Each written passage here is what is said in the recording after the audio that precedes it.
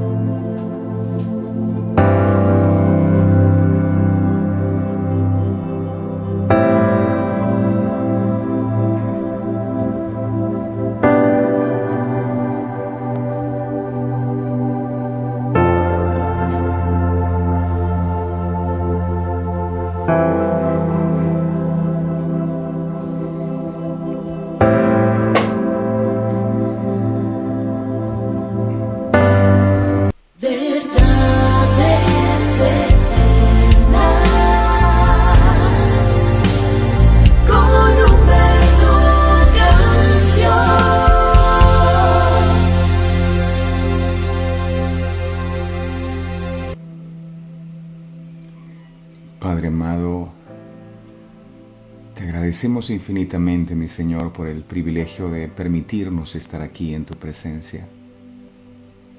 Nada hay más importante que tú, mi Señor. Te alabamos y te bendecimos con todas las fuerzas de nuestro corazón. Hoy te pedimos, amado Dios, que recibas estas oraciones que elevamos a ti con todo el amor del mundo. Tú conoces lo más profundo de nuestro ser y sabes las motivaciones de nuestro corazón cuando te buscamos. Que las motivaciones cuando te buscamos sean correctas, sean transparentes, que te busquemos en espíritu y en verdad, como dice tu palabra. Tú nos enseñaste, amado Jesús, a orar, diciendo cuando oren, no sean como los hipócritas, que piensan que por su vana palabrería serán oídos. No son las palabras vanas, no es la cantidad de lo que decimos, es la sinceridad de las palabras que decimos. Que haya sinceridad en las palabras, que haya verdadero amor al buscarte. Gracias por la nueva oportunidad que nos brindas. Eres maravilloso, eres increíble, y haberte conocido es lo mejor que nos ha pasado. Gracias porque cada día extiendes tu misericordia sobre nuestras vidas y nos demuestras cuánto nos amas y cuán importante eres para nosotros. Te alabamos en este día con todas las fuerzas de nuestro corazón y te damos gracias por habernos permitido descansar. Gracias porque aún a pesar de los errores, de las equivocaciones que hemos cometido, tú estás allí para levantarnos, para ayudarnos a seguir adelante.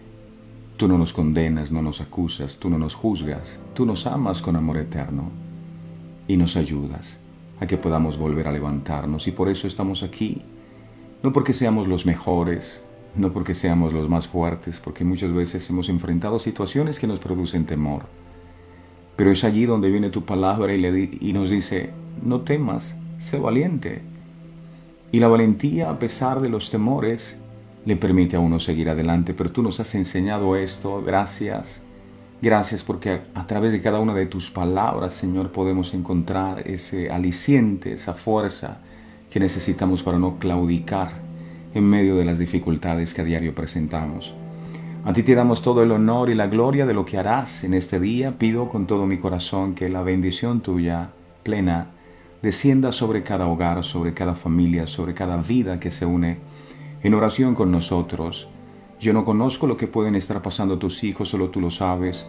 Solo te pido, mi Señor, que no nos abandones nunca y que no te olvides de nosotros, amado.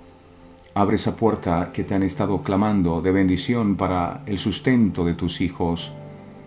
Envía esa respuesta para aquel que te ha estado pidiendo por ese familiar que ha estado enfermo. aquel que no sabe qué hacer, que ya no le encuentra sentido a su vida, dale nuevas fuerzas y ayúdanos, amado Dios, a seguir adelante. Guárdanos en el hueco de tu mano en este nuevo día y protégenos siempre. Gracias, gracias por invitarnos. Es un honor estar aquí sentados a tu mesa. Eres bienvenido, mi Señor. Este es tu espacio. Nosotros no pretendemos gloria personal para nosotros. Nada somos. Tú, en cambio, diste la vida por nosotros en la cruz del Calvario. Sé bienvenido a este lugar, amado.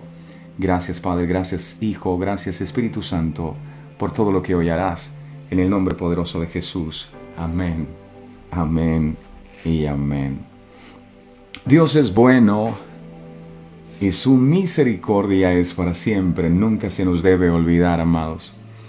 Y es tan bueno que decidió, a pesar de que nosotros habíamos fallado, habíamos pecado y nos habíamos separado de Él, Él decidió enviar a su único Hijo Jesucristo para morir por nuestros pecados sin nosotros merecerlo. Esto debemos tenerlo siempre presente, porque incluso la palabra del Señor dice que el que no escatimó a su propio Hijo, ¿cómo no nos dará con Él todas las cosas? ¡Ey! Si Dios fue capaz de entregarnos a su único Hijo, ¿qué te hace pensar que Él no te puede dar eso que le has estado pidiendo por tantos años? A veces piensas y dices, ay, pero es que yo llevo tantos años pidiendo y yo no veo la respuesta. Mira,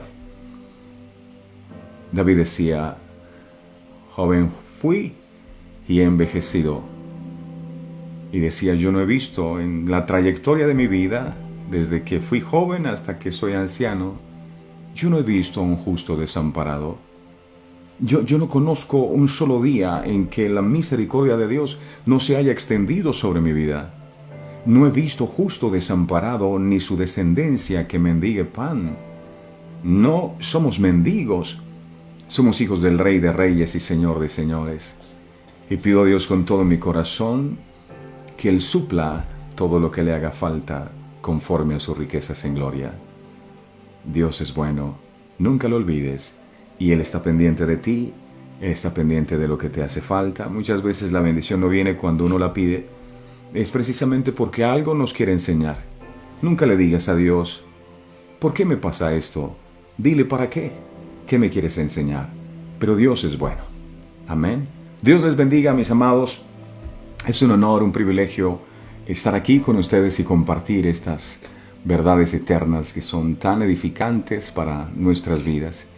Y por eso no me pierdo este programa, porque aprendo muchísimo todos los días, y gracias a todos los que se reúnen cada mañana con nosotros a aprender de la palabra de Dios, a dejarnos guiar por el Espíritu Santo para que Él nos instruya cada día.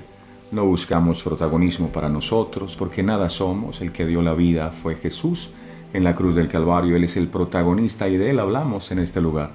Sean todos bienvenidos. Aquí todas las religiones pueden venir, porque nunca hablamos de religiones, si se han dado cuenta. No hablamos de religión, sino de una relación, de manera que todos son abrazados e invitados a sentarse a la mesa del Señor. Repito, no venimos a hablar de religión, venimos a hablar de cómo tener con Dios una genuina relación. Amén. Sean todos bienvenidos, mis amados, buenos días. Dios les bendiga en gran manera. Y bendícenos, amado, con la revelación de tu palabra. Espíritu Santo, tú eres el que nos guías a toda verdad. Las palabras que yo os he hablado, dijiste, mi amado Jesús, son espíritu y son vida. Y hoy anhelamos recibir la vida espiritual que trae tu palabra. Ayúdanos a tener un corazón dispuesto para que esta semilla que va a ser sembrada dé fruto abundante al 100 por 1 y el enemigo no pueda robarla. Habla, mi Dios, que tu pueblo escucha. Gracias, Señor. Amén y amén. Seguimos en el estudio del libro de Zacarías, donde el Señor nos ha enseñado cosas impresionantes que nos sirven muchísimo para la reedificación de ese templo, para la restauración de esa comunión que Dios anhela de cada uno de nosotros. Una comunión no religiosa, sino una comunión verdaderamente espiritual. Hoy vamos a estar hablando acerca de la coronación simbólica de Josué. Coronación simbólica de Josué. Y vamos a ir al libro de Zacarías. En el capítulo 6, versos del 9 al 12, Zacarías capítulo 6, versos del 9 al 12, dice la bendita palabra del Señor. Vino a mí palabra de Jehová diciendo, toma de los del cautiverio a Heldai, a Tobías, a Jedaías, los cuales volvieron de Babilonia, e irás tú en aquel día y entrarás en casa de Josías, hijo de Sofonías, verso 11. Tomarás pues plata y oro y harás coronas y las pondrás en la cabeza del sumo sacerdote Josué. No perdamos de vista esto, sumo sacerdote Josué, hijo de Josadac.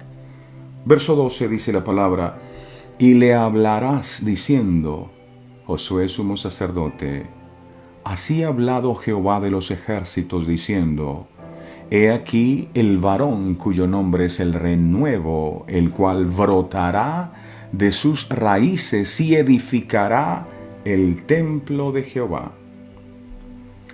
Se nos mencionan aquí 3 hombres que habían regresado del cautiverio de Babilonia. Sus nombres significaban lo siguiente. Heldai significa robusto, robusto. Y Tobías significa bondad de Dios. Jedaías significa Dios sabe o conoce.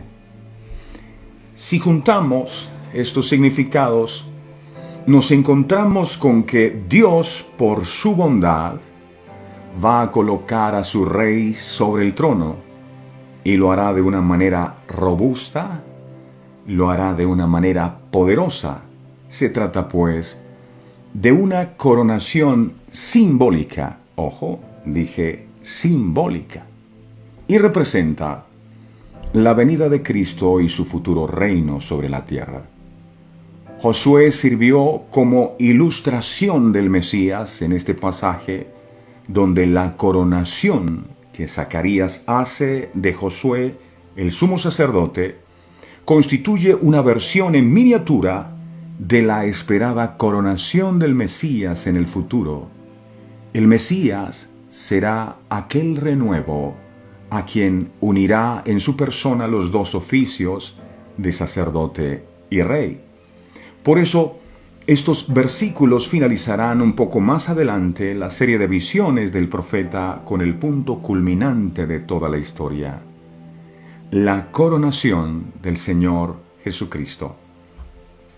Para poder comprender en profundidad el mensaje que el Señor quiere darnos a través de la visión que tuvo el profeta Zacarías, es necesario, mis amados, recordar que la promesa de Dios para el pueblo de Israel siempre fue, y la encontramos en Éxodo 25:8. Miremos allí, por favor.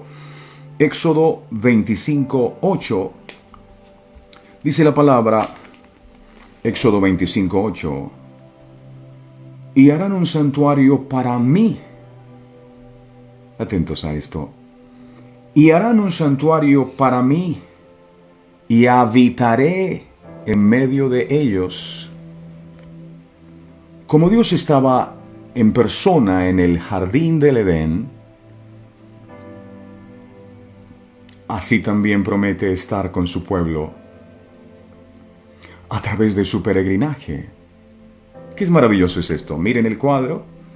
Dios crea a Adán, de la costilla saca a Eva, y Dios habita en medio de ellos en el jardín del Edén. Ellos hablaban con Dios, pero ellos desobedecen a Dios, son expulsados, pero Dios insiste en seguir estando con ellos. Ese es el amor grande de Dios. Yo no quiero abandonarlos, no quiero apartarlos, yo quiero habitar en medio de ustedes. Y no solo en medio del pueblo de Israel. El anhelo del corazón de Dios es habitar en medio de su vida, de su casa, de su familia. Es el anhelo de Dios. Esta presencia de Dios que estaba en el huerto del Edén se manifestaba principalmente a través del tabernáculo que edificó Moisés y posteriormente en el templo de Salomón y sus sucesivas reconstrucciones y remodelaciones. A través de la presencia de Dios en el santuario se hace realidad la promesa del pacto que quedó registrado en el libro de Éxodo capítulo 29 en el verso 45. Dice allí, Éxodo 29:45. Dice la palabra de Dios, y habitaré, escuché, entre los hijos de Israel y seré su Dios. Y habitaré entre los hijos de Israel y seré su Dios. ¿Cómo es posible para un Dios 3 veces santo morar en medio de un pueblo pecador?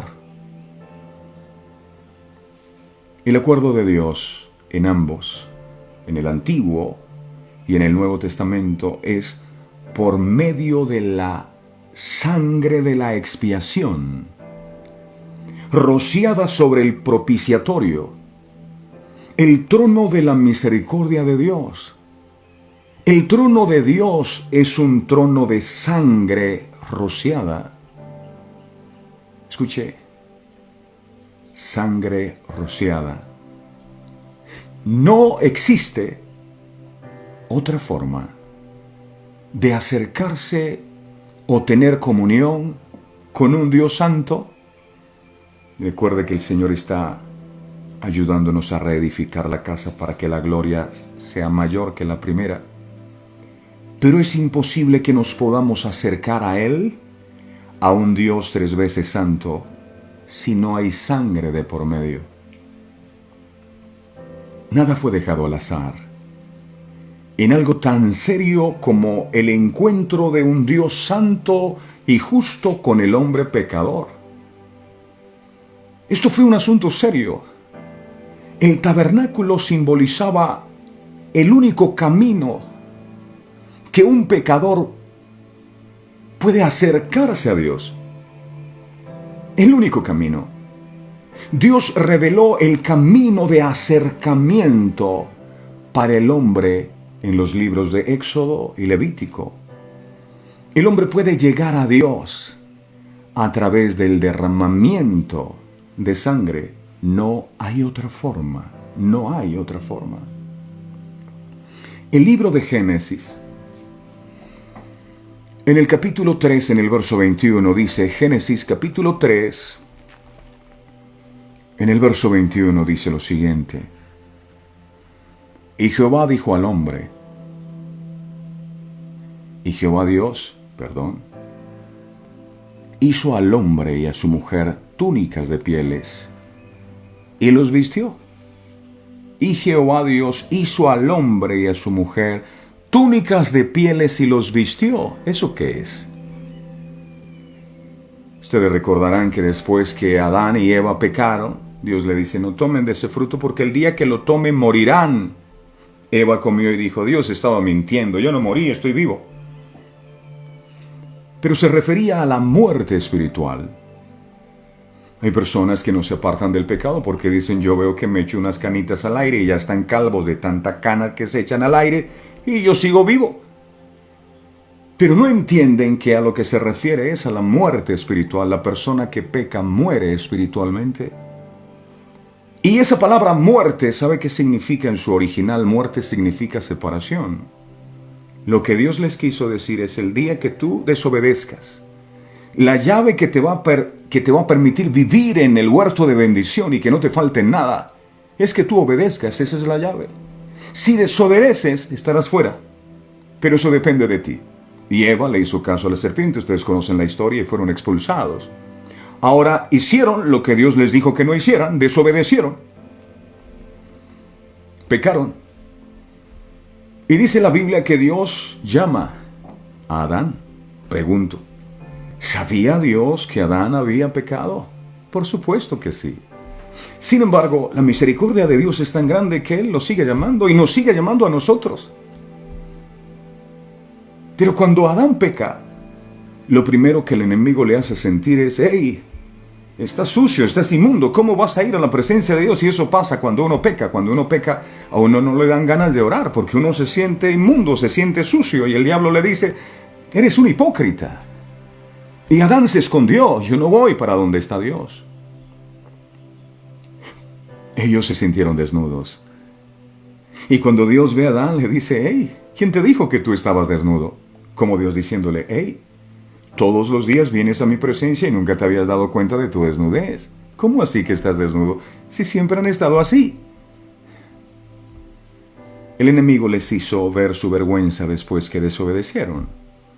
Y cuando ellos se ven desnudos, porque el pecado avergüenza, intentaron, cuando Dios les llamó, cubrir su vergüenza o su desnudez o su falta o su pecado. ¿Con qué? Con lo que encontraron a la mano, hojas de higuera, y se cubrieron. Ellos dijeron, esta es la forma en que yo puedo volver a restablecer la comunión que se había cortado con Dios. Estoy separado de Dios. Pero si yo busco hojas de higuera, yo puedo entrar a la presencia de Dios. Y le preguntaba al Señor en estos días, ¿qué representan esas hojas de higuera? Y me decía, esas hojas de higuera representan las obras del ser humano. Ninguna persona por obra podrá ser salvos. Ninguna persona por hacer obras podrá ser salvo. La gente coge hojas de higuera cuando dices que yo soy bueno. La gente usa hojas de higuera cuando dice yo no le hago mal a nadie. La gente toma hojas de higuera pensando que de esa forma pueden restablecer su comunión con Dios, diciendo, es que yo hago buenas obras a los pobres. La Biblia dice, no es por obras para que nadie se gloríe. Volver a restaurar la relación con Dios no es con hojas de higuera. No puedes entrar así. Si usted lee la palabra, dice la Biblia, que lo que Dios hace es un delantal de pieles. No con hojas, es un delantal de pieles. Es que yo no robo, yo no mato, yo no fumo. Esas son hojas. Es que yo no le hago mal a nadie, es que yo voy a la iglesia todos los... Esas son hojas. No sirven para entrar a la presencia. Si partes de este mundo, esas hojas no te van a servir para poder volver a entrar a la presencia de Dios. No puedes. Dios tiene que sacrificar un animal. Es la primera vez en la Biblia que vemos un sacrificio. Porque ¿cómo le va a hacer Dios un delantal de pieles a Adán y Eva si no existe un sacrificio? Ahora, si el animal acaba de morir, entonces esa piel tenía sangre. Y lo que cubrió la vergüenza o el pecado de Adán y Eva y lo que les permitió a ellos poder volver a entrar a su presencia no fueron las hojas. Fue el delantal que Dios les puso. Eso los cubrió su pecado. El cordero y la sangre, me imagino que chorreaba por su cuerpo. Y solo a través de esta forma fue que ellos pudieron volver a entrar a la presencia de Dios. Después fueron expulsados. Ustedes recordarán que Dios se agradó de la ofrenda de Abel, ¿verdad? Y muchos dicen, no, es que Abel dio mejor ofrenda y dio más plata. No. Dios se agradó de la ofrenda de Abel. ¿Por qué? Porque Dios le había dicho, maldita será la tierra por tu causa. Y lo que hace Caín es tomar de los frutos de la tierra que Dios había desatado maldición sobre ella. Y le lleva los frutos de la tierra que Dios había desatado maldición. Y Abel no perdió de vista el principio. Seguramente sus padres se sentaban debajo de los árboles a contar las historias de cómo Dios, después que ellos pecaron, les permitió volver a restaurar su comunión. No, imagínate, hijo, nosotros dice que íbamos a la presencia de Dios, habíamos pecado y nos pusimos unas hojas, tu papá cortó unas hojas y fuimos, que aquí estoy, y Dios dijo, no es así, y Él nos colocó un delantal. Y Abel estaba poniendo cuidado y dijo, es con derramamiento de sangre. Entonces él cogió su mejor oveja y la sacrificó, tenía sangre su sacrificio. Y esto agradó a Dios, porque sin sangre es imposible que puedas entrar a la presencia. Desde entonces, ese era el principio para el hombre pecador, poder restablecer la comunión que había perdido con Dios desde entonces. La enseñanza clara en el simbolismo del tabernáculo es la expiación por el pecador culpable en el propiciatorio. Dios declaró su santidad y puso de manifiesto el propósito de la redención. Declaró cómo Él podría ser un Dios justo y al mismo tiempo justificar al pecador culpable. Romanos capítulo 3. Romanos capítulo 3, vamos a mirar. Romanos capítulo 3. Vamos a mirar los versos 26 al 30. Romanos 3. 26 al 30, dice la palabra, con la mira de manifestar en este tiempo su justicia, a fin de que Él sea el justo y el que justifica al que es de la fe de Jesús. Verso 27. ¿Dónde pues está la jactancia? Queda excluida. ¿Por cuál ley? ¿Por la de las obras? Es una pregunta. No, sino por la ley de la fe. Verso 28. Concluimos pues que el hombre es justificado por fe sin las obras de la ley. Así que no se jacten por sus buenas obras que hacen. Hay otra pregunta en el verso 29. ¿Es Dios solamente Dios de los judíos? ¿No es Dios también de los gentiles? Ciertamente también de los gentiles. Verso 30. Porque Dios es uno, y Él justificará por la fe a los de la circuncisión y por medio de la fe a los de la incircuncisión. El anhelo del corazón de Dios siempre ha sido habitar, vivir en medio de su pueblo o tener comunión con Él. Pero como el pecado trajo muerte y la muerte es separación, el pecado había separado, porque el pecado separa al hombre de Dios. Esto era algo que solamente se podría lograr mediante dos elementos. El primero, derramamiento de sangre. Y segundo, la intermediación de un sacerdote. Y un sacerdote es el que muestra al Señor a Zacarías que vaya y lo unja y le coloque coronas. Algo simbólico hizo en el sumo sacerdote Josué. Aquí se requiere sangre y un sumo sacerdote. Vamos entonces con lo primero, con el derramamiento de sangre. ¿Por qué era fundamental para la expiación del pecado? Esa palabra expiación o expiar tiene el significado de tirar. Eso es la sangre, tira el pecado, borra el pecado, cubre el pecado. Eso es expiar.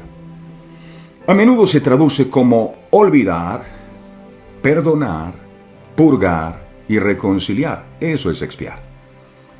En las Escrituras, el significado de la palabra expiación es la ofrenda de un sacrificio sangriento. Dios es visto como haciendo el sacrificio y el hombre como haciendo el rito. Dios hizo la provisión para el pecado como un acto de gracia. El derramamiento de la sangre es la acción central al hacer la expiación por los pecados. Este tema es desarrollado por todas las Escrituras. Miremos, a la luz de la palabra, por qué era fundamental el derramamiento de sangre. ¿Por qué? Levítico capítulo 17, verso 11. Lo dice. Levítico 17, 11.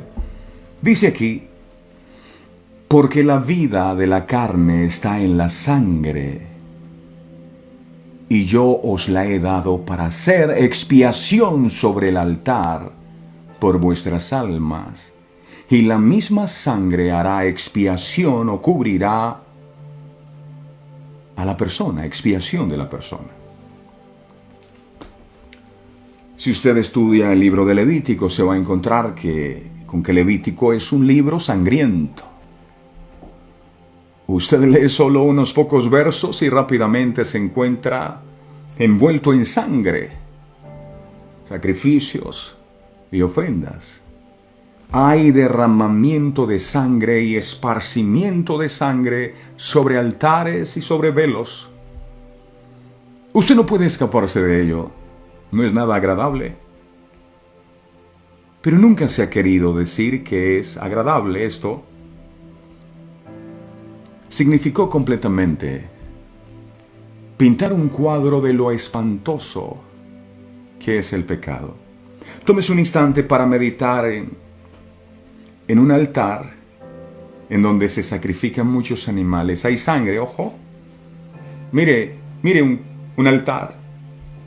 Visualice en ese altar un cordero muerto, degollado, y la sangre chorreando en ese altar.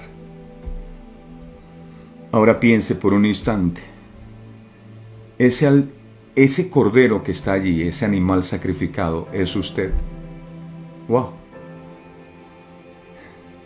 Muerto en el altar. Eso era lo que nos esperaba a cada uno de nosotros. La muerte por el pecado, la condenación eterna. El pecado, al ver este sacrificio y la sangre, ¿no es así de hermoso como es retratado cada noche en nuestra televisión? En las cosas que el mundo nos dice. El pecado es feo y es mortal. Mortal. Ahorita decía, nos preocupamos por el COVID y nos lavamos las manos con agua limpia, agua y jabón. Nos ponemos tapabocas. Y eso está bien. Pero ¿por qué no nos cuidamos de la misma manera del pecado? ¿Por qué no nos estamos lavando? ¿Por qué no tenemos distanciamiento social? ¿Por qué no usamos gel para no pecar? El COVID no produce tantas muertes como el pecado, que condena a las personas a la separación eterna sin Dios. La Biblia dice que la paga del pecado es muerte, ¿sabía usted? Es inevitable, la persona que peca muere. Romanos 6:23 dice, no es que Dios me entiende, Dios es mi amigo. Dios te entiende y te ama, pero no patrocina lo que haces.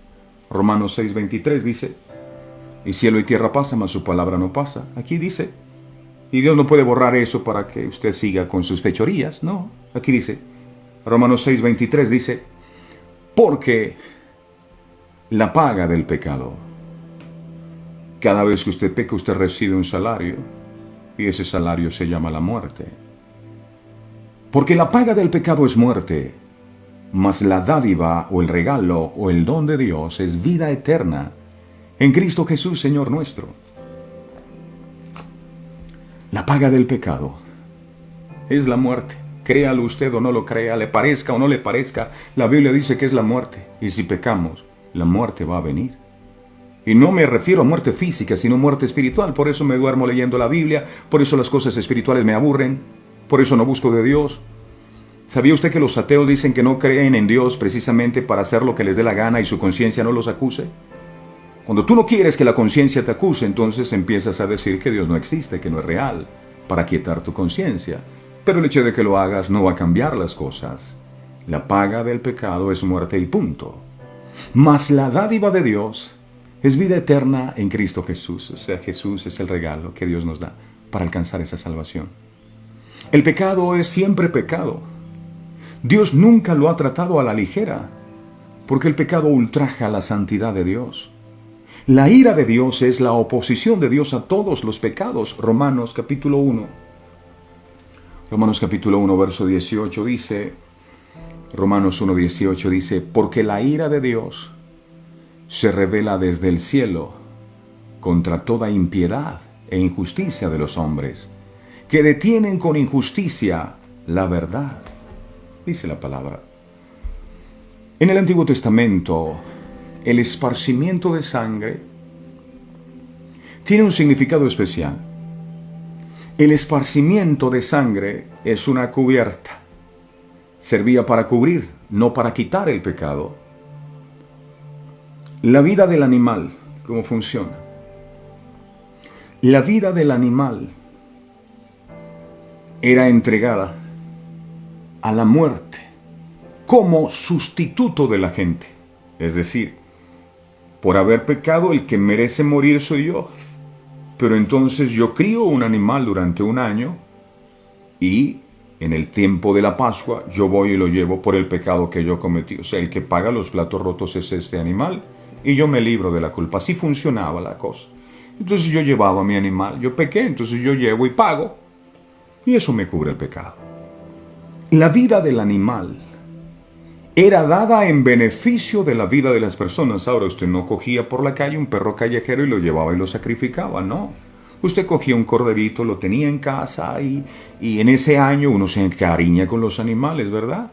Claro, se encariña, hay un afecto y eso es lo que duele de la ofrenda. Hay un afecto. Yo no sé si usted tiene una mascota. Y si usted, ahora que los animales se han vuelto protagonistas y les compran, hay spa para los animales, hay salones de belleza para los animales, hay carros de pasear animales. Yo no sé si usted sería capaz de coger su animal, su mascota, y sacrificarlo para Dios. Sí, a su perrita Lolita, yo no sé cómo se llama. Yo no sé si usted con sus propias manos lo sacrificaría. Cuesta, ¿verdad? Porque es un afecto que ya hay ahí. Ok. El juicio era llevado por el traslado del pecado de la gente a los animales en un sacrificio. El cordero pascual y el becerro vivo eran sustitutos del oferente, es decir, el animal era sacrificado en lugar de la persona que había pecado. Ay, esa es la fácil, ¿verdad? Yo peco y que pague el animal. Así es fácil. El sacrificio del animal era un signo de que la muerte había tomado lugar, la muerte que merecía el señor que pecó, o la señora que pecó. Al morir el animal, la persona que pecaba no tenía que morir.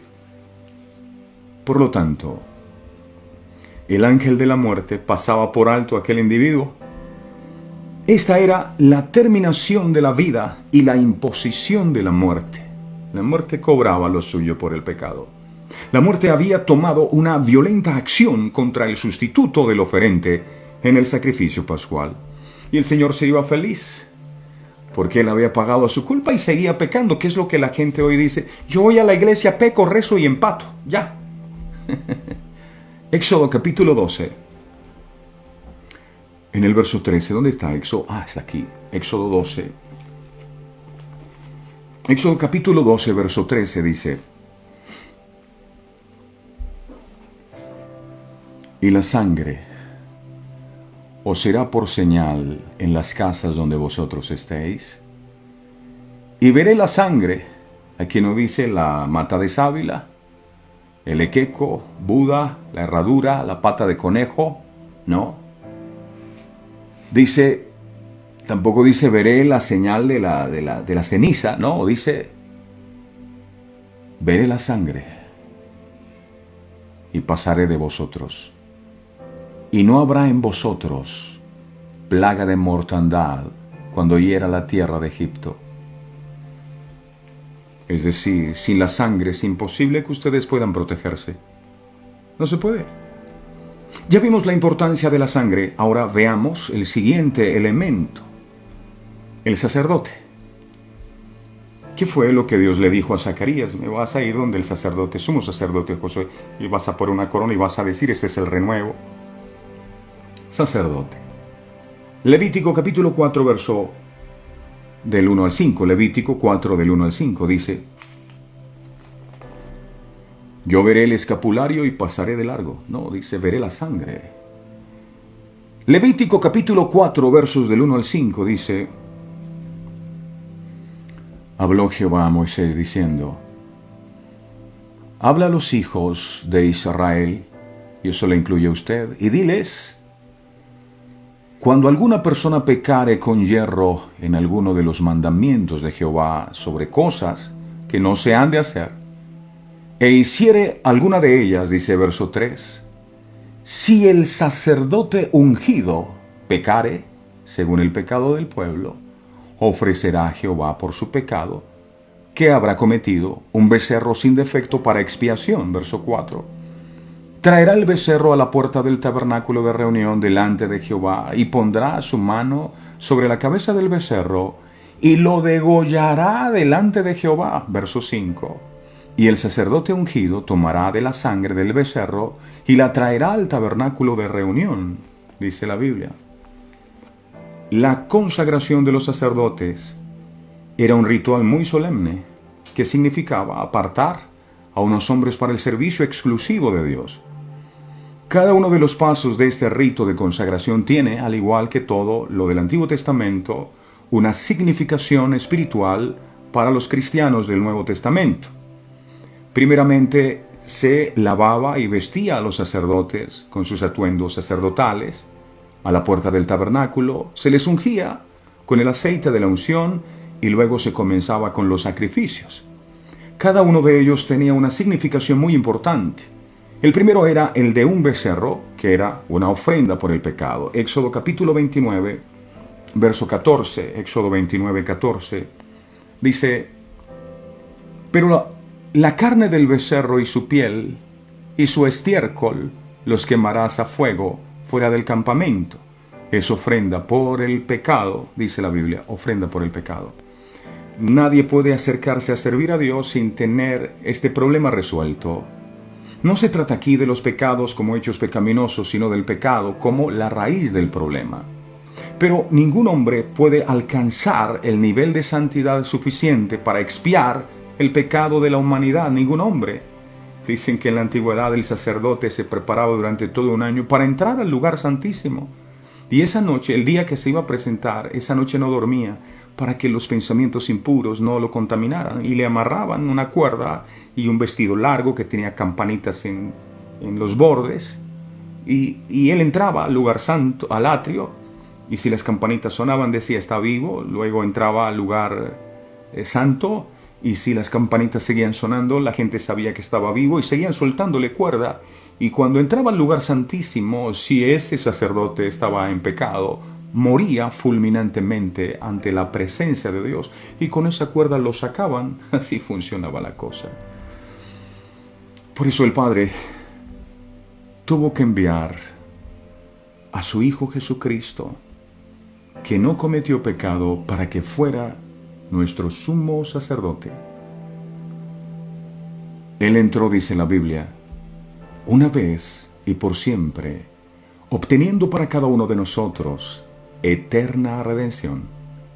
Eso está en el libro de Hebreos, capítulo 9, en el verso 12, Hebreos 9:12. Dice la palabra aquí. Dice, y no por sangre de machos cabríos, ni de becerros como se hacía en el Antiguo Testamento, sino por su propia sangre, refiriéndose a Jesús, cuando murió en la cruz. Entró Jesús una vez para siempre en el lugar santísimo, habiendo obtenido eterna redención. ¿Para quién? ¿Redención para Él? No, redención para usted y para mí. ¡Wow! Obtuvo eterna redención. Alguien tiene que decir, gloria a Dios. Dios nos salvó, porque ese era su plan desde la eternidad. Él quería mostrarnos su gracia por medio de Cristo Jesús, quien nos salvó y nos llamó con llamamiento santo, no conforme a nuestras obras, sino según el propósito suyo y la gracia que nos fue dada en Cristo Jesús antes de los tiempos de los siglos.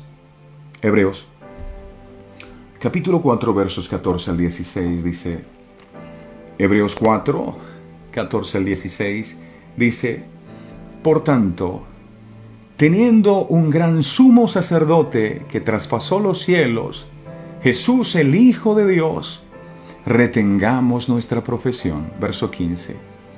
Porque no tenemos un sumo sacerdote que no pueda compadecerse de nuestras debilidades, sino uno que fue tentado en todo según nuestra semejanza, pero sin pecado.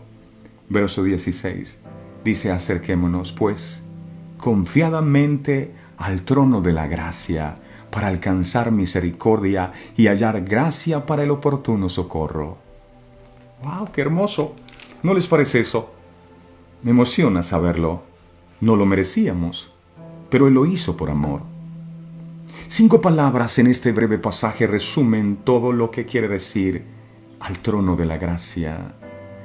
Salmo 104 dice, entrar por sus puertas con acción de gracias. ¿Y por qué con acción de gracias? Porque cuando tú recuerdas lo que tu Jesús hizo, cualquier problema que puedas tener se vuelve insignificante ante la magnitud de la obra que por amor Él hizo.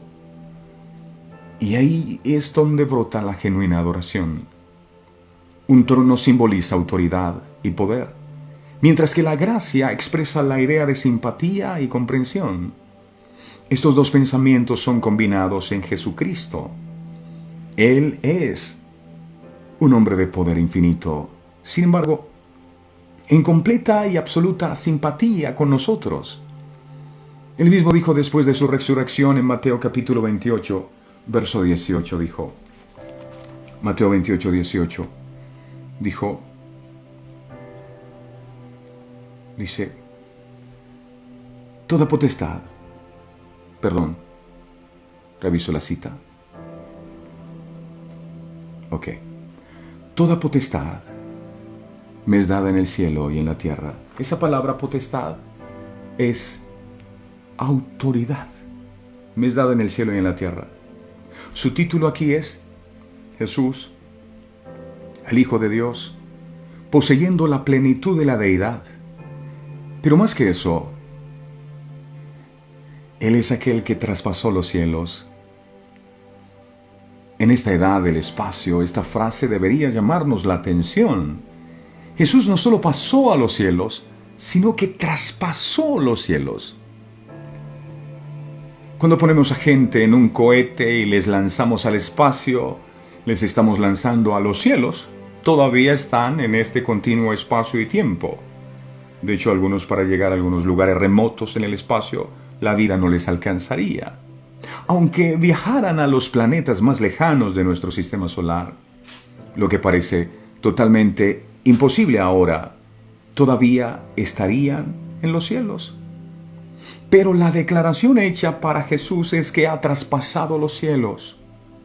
Ha pasado fuera de los límites del tiempo y el espacio.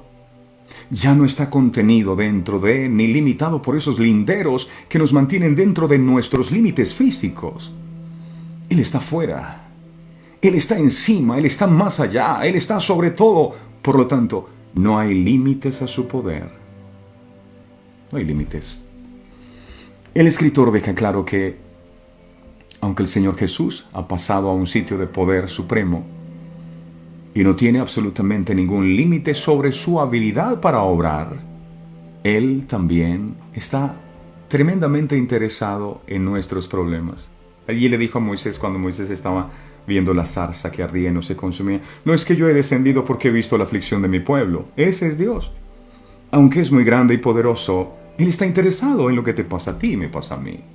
Dice, no tenemos un sumo sacerdote que no pueda compadecerse de nuestras debilidades. Él ya ha pasado por todo el curso antes que nosotros. Ha sentido cada presión que usted ha sentido. Ha conocido cada empuje. Ha sido atraído por cada seducción con la que nos enfrentamos. Ha sido atemorizado por cada temor. Asaltado por cada ansiedad. Deprimido por cada preocupación. Sin embargo, lo hizo sin ningún fracaso, sin pecar. Ni una sola vez cayó. Acerquémonos, pues, confiadamente al trono de la gracia, para alcanzar misericordia y hallar gracia para el oportuno socorro. Eso es, cada ayuda que necesitas, cada vez que lo necesitas, en Jesús está la respuesta. Todo aquel que anhele reedificar el templo de Dios, que es lo que estamos haciendo este año 2022, o restaurar la comunión con el Creador, nunca jamás debe olvidar que el Señor Jesucristo es el sumo sacerdote de hoy, su sumo sacerdote. Eso quiso hablarle a Zacarías para que nosotros hoy entendiéramos esto. La epístola a los Hebreos es un libro que nos habla de que Cristo es nuestro gran sumo sacerdote. Y se nos insta a considerar, seguir y obedecer a nuestro gran sumo sacerdote, el Señor Jesucristo. El único sumo sacerdote que entró al lugar santísimo se llama Cristo. No fue el Papa. Cristo, cuando murió, nosotros fuimos favorecidos con el perdón de los pecados, pero también con la eliminación del yo pecador. Romanos capítulo 6, verso del 1 al 4, Romanos 6, del 1 al 4. Dice, ¿qué pues diremos? ¿Perseveraremos en el pecado para que la gracia abunde?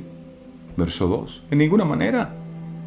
Porque los que hemos muerto al pecado, ¿cómo viviremos aún en él? Verso 3, ¿o no sabéis que todos los que hemos sido bautizados en Cristo Jesús, hemos sido bautizados en su muerte? Verso 4. Porque somos sepultados juntamente con Él para muerte por el bautismo, a fin de que como Cristo resucitó de los muertos por la gloria del Padre, así también nosotros andemos en vida nueva. Amén. Cristo murió. Ningún santo, ningún hombre lo ha hecho. Cristo murió.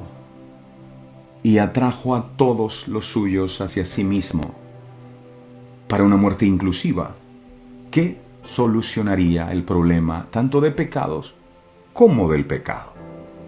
Esta es la herencia de todos nosotros, sus hijos. Esa es su herencia, esa es mi herencia, y nadie podrá arrebatárnoslas. En el Antiguo Testamento nadie podía acercarse al trono de la gracia, que estaba representado por el propiciatorio. Solo lo podría hacer el sacerdote, y eso santificado durante todo un año. El sumo sacerdote en el tabernáculo. Una vez al año podían entrar, y solo el sacerdote. El día de la expiación. Pero antes, debía haber ofrecido sacrificio para cubrir los pecados del sacerdote y los pecados del pueblo. Porque ningún ser humano es santo aunque haga buenas obras, ni siquiera esos sacerdotes. Pareciera que muchos aún se han quedado en esa época donde querían que un hombre con túnica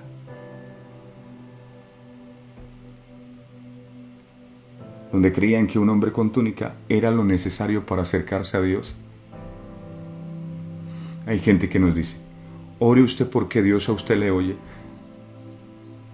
¿No saben que el camino ha sido abierto por Jesús? La Biblia dice que cuando Jesús murió, al derramar su sangre, el velo que separaba el lugar santo del lugar santísimo fue rasgado. Y hoy tú y yo tenemos entrada al lugar santísimo por medio de la sangre que Jesús derramó en la cruz del Calvario. Hoy todos tenemos el privilegio de entrar en su presencia. El Señor Jesucristo es nuestro gran sumo sacerdote, y así lo presenta el escritor de Hebreos. Hebreos capítulo 3, verso 1. Hebreos 3.1 dice, y de eso tiene un título aquí, si usted lo lee, dice: Jesús es superior a Moisés. Hebreos 3.1 dice: por tanto, hermanos santos, participantes del llamamiento celestial, considerad al apóstol y sumo sacerdote de nuestra profesión. Aquí no dice San Benito de Abad, no, dice Jesucristo, Cristo Jesús. Él es el sacerdote. El corazón del hombre necesita de un mediador. Así lo vemos en el clamor de Job, cuando dice: no hay entre nosotros árbitro que ponga su mano sobre nosotros dos. Job ansiaba tener un mediador entre él y Dios, que pusiera una mano en la mano de Job y su otra mano en la mano de Dios, para acercarlos. Cristo es ese único mediador, ese sacerdote, por medio de quien cada creyente tiene un acceso personal al Dios Padre. Por eso Jesús dice: ustedes cuando oren, oren así: Padre nuestro. Nunca se olviden que Dios es su papá. Acérquense confiadamente. Hebreos capítulo 9, versos del 11 al 14 dice, Hebreos 9, del 11 al 14, dice: pero estando ya presente Cristo, sumo sacerdote de los bienes venideros, por el más amplio y más perfecto tabernáculo, no hecho de manos, es decir, no de esta creación, verso 12, y no por sangre de machos cabríos ni de becerros, sino por su propia sangre, entró una vez para siempre en el lugar santísimo, habiendo obtenido eterna redención para usted y para mí. Verso 13, porque si la sangre de los toros y de los machos cabríos y las cenizas de la becerra rociadas a los inmundos santifican para purificación de la carne, verso 14, cuánto más la sangre de Cristo, el cual mediante el Espíritu eterno se ofreció a sí mismo sin mancha a Dios, limpiará vuestras conciencias de obras muertas para que sirváis al Dios vivo. Esto es una verdad eterna, poderosa. Jesucristo se convirtió en un sumo sacerdote cuando traspasó los cielos. Él sabe cómo nos sentimos. Está en todo lugar, Él nos oye, nos ve, está vivo. No es que la gente... Yo tengo una imagen porque la imagen me recuerda a Cristo. ¿Para qué tener una imagen si puedes tener a Cristo? Y puedes hablar con Él y no se quedó crucificado en el madero. La cruz no lo pudo retener, la tumba tampoco, está vivo, traspasó los cielos. Está en tu casa, está en tu trabajo, donde quiera que vas, está vivo. No tengas con Él una religión, sino una relación. Habla con Él, pregúntale, consúltale, conócelo. Él nos comprende, Él nos entiende y siempre está disponible. Yo no recuerdo un día que haya necesitado de Dios y que Él me diga, ahora no vengas. Estoy ocupado.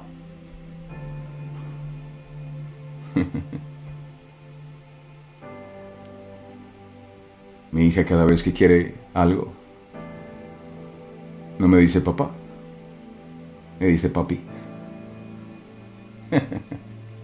Y cuando me dice papi ya yo no me puedo resistir, me derrito completamente. ¿Cómo hago? Estoy ocupado, estoy aquí trabajando, preparando el programa. Papi. Por eso dice la Biblia que Dios no nos dio espíritu de esclavitud, sino de adopción, por el cual podemos clamar Abba Padre, y ese Abba Padre es papito. Cuando tú le dices a él, papito, Padre, a veces unas oraciones rimbombantes, oh Señor de la gloria, aleluya. No, papito, hey, no seas así. Él te escucha, Él es real. ¿Tú tienes relación con un Cristo crucificado o con un Cristo resucitado?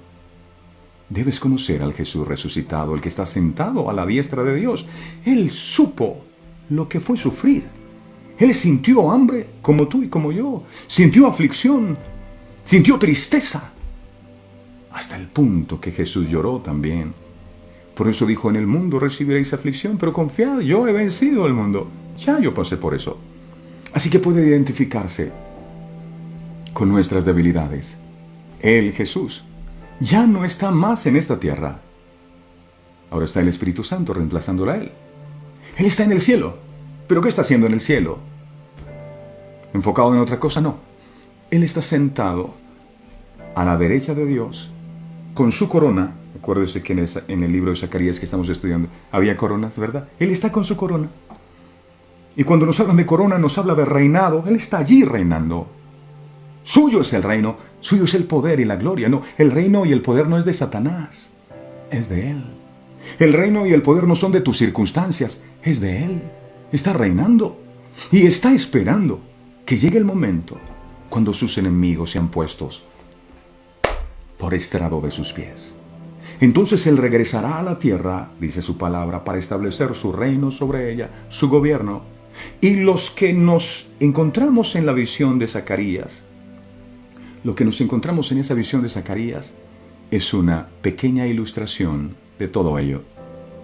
Después del juicio, del poder de Dios y del juicio de todas las naciones gentiles del mundo, acontecerá la venida de Cristo y su coronación como Rey de Reyes y Señor de Señores. Esta es la razón por la que nos encontramos coronas en estos versículos que estudiamos.